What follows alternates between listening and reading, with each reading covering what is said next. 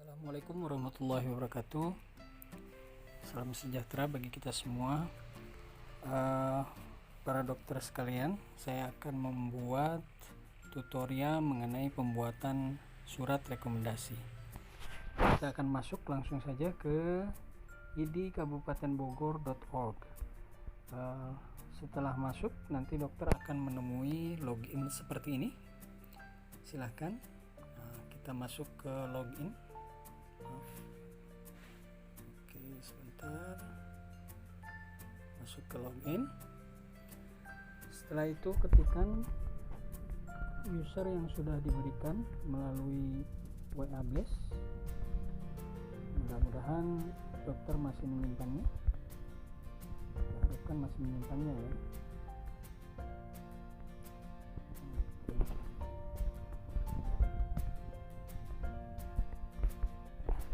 Ini hanya contoh saja gitu dok ya. Oke, setelah masuk nanti dokter akan masuk ke dashboard dokter masing-masing dokter. Oke, nanti di sini ada data pribadi dokter, kemudian masa berlaku STR, masa berlaku akhir iuran dan sebagainya. Oke, ini kalau yang sudah istilahnya sudah registrasi ulang ya. Oke, setelah itu untuk kebutuhan pengajuan surat rekomendasi nanti dokter tinggal melihat di dashboard paling kiri. Ini ada pengajuan rekom, data pribadi, kemudian status pembayaran rekom. Nanti ada semua di sini dok. Kita langsung saja masuk ke pengajuan rekom, klik pengajuan rekomnya, kemudian ajukan rekom. Sebentar. Ajukan rekom. Nah, nanti akan tampil seperti ini. Silahkan dibaca saja oleh dokter karena ini penting sekali. Dan nanti tombolnya ada yang di paling bawah dok. Oke, di paling bawah pengajuan surat rekomendasi, diklik saja. Setelah itu silahkan pilih. Kalau di sini sudah ada yang terklik, ini memang sudah ditujukan seperti ini, seperti anggota ID Kabupaten Bogor, ini pasti kan. Silahkan kalau misalkan ini dokter memilih untuk surat rekomendasi di luar Kabupaten Bogor, silahkan diklik, atau misalkan di Kabupaten Bogor sendiri. Kemudian ada dokter umum, dokter spesialis, silahkan dipilih. Kemudian pengajuan baru atau penambahan tempat praktek atau revisi perubahan jadwal, silahkan diklik. Bisa diklik seperti ini ya. Kita klik saja yang pengajuan baru. Oke, setelah itu ada pengajuan baru untuk satu tempat praktek atau dua tempat praktek atau tiga tempat praktek. Ini bisa sekaligus. Jadi kalaupun misalkan nanti dokter ingin dua kali pengajuan surat rekomendasi untuk dua tempat praktek, bisa langsung sekaligus. Nah, seperti ini ya. Ini kita satu tempat praktek saja. Kemudian instansi non instansi, silahkan diklik saja non instansi pribadi karena untuk pribadi ya. Nah, sekarang tinggal jenis pengajuan rekomendasi. Nah, di sini kita batasi dulu. Sebetulnya ada untuk rekomendasi SIP dokter umum, spesialis, PPDS, kemudian PPDS 1, PPDS 2, SIP PPDS, kemudian UKDI dan lain-lain. Nah, kita di sini baru dibatasi untuk dokter umum dan spesialis. Nantinya kedepannya dokter bisa memilih banyak pilihan di sini, termasuk ada mutasi dan kehilangan. Oke, kita klik saja rekomendasi dokter umum, misalkan kita di rumah sakit. Nah, ini bisa dipilih, bisa dua, bisa rumah sakit atau puskesmas atau klinik atau pribadi dan sebagainya. Kalau kita coba rumah sakit saja, langsung proses rekomendasi. Nah, setelah itu sudah terpilih, nanti di sini ada syarat yang harus dokter persiapkan. Yang pertama softcopy KTP, STR, kemudian SIO, surat izin operasional, kemudian softcopy surat keterangan bekerja dan sebagainya. Nanti berbeda-beda persyaratannya. Kalau kita memilih PPDS, nanti di sininya akan beda persyaratan dan sebagainya. Silahkan kalau sudah cocok dengan persyaratannya sudah disediakan oleh dokter, sediakan dulu. Setelah sediakan, silakan proses rekomnya saja. Oke, sudah diproses, nanti masuk seperti ini lagi. Ini jadi sudah dipastikan. Nah, di sini nanti ada input data registrasinya. Jadi pastikan dulu data pribadinya sesuai dengan apa yang dokter punya, begitu ya. Nah, silakan nanti dibaca saja. Ada dokter umum, kemudian ada nama, ada KTP dan sebagainya. Alamat sesuaikan saja, misalkan Bogor misalkan ya, karena ini tes bisa dilakukan nantinya. Oke, kemudian STR, expire dan expired iuran dan sebagainya.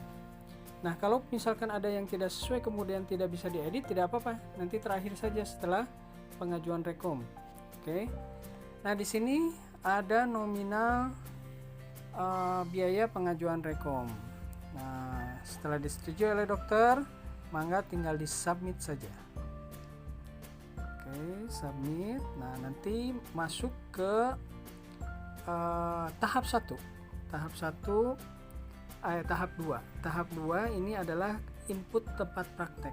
Nah, ini untuk pengajuan SIP tentunya tempat praktek harus diisi, karena nanti akan diperiksa antara keberadaan tempat praktek dengan pengajuan SIP-nya.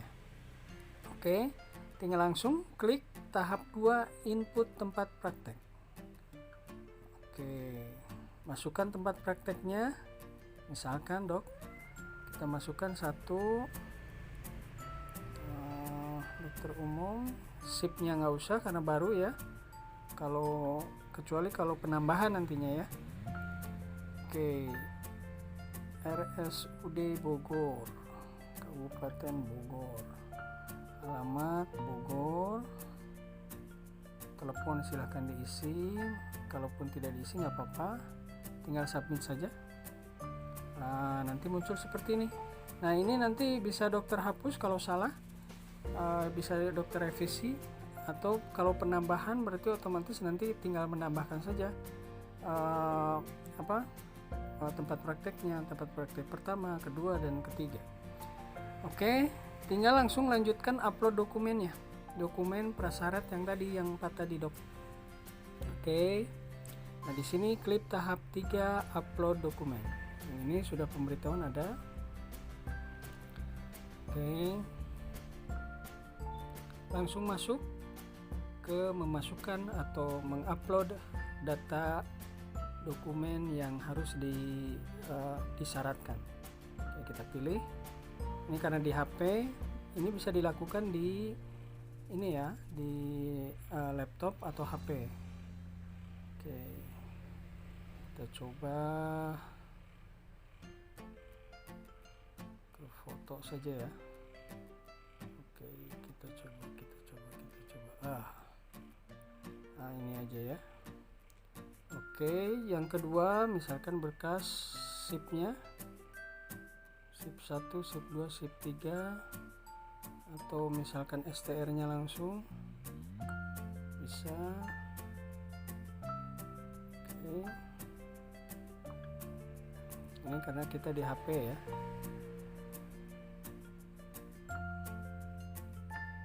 Oke, satu saja kita masukkan dulu yang tadi, yang pertama ini screenshotnya kita masukkan. Nah, nanti akan masuk seperti ini dok. Di bagian, kalau di HP ini akan muncul di bagian bawah dari uploadannya, sedangkan untuk di laptop nanti akan di pinggirnya dok. Jadi memudahkan dokter untuk melihat hasil uploadan. Misalkan tadi STR ya, STR belum, kita masukkan STR-nya, pilih lagi, maaf. Oke,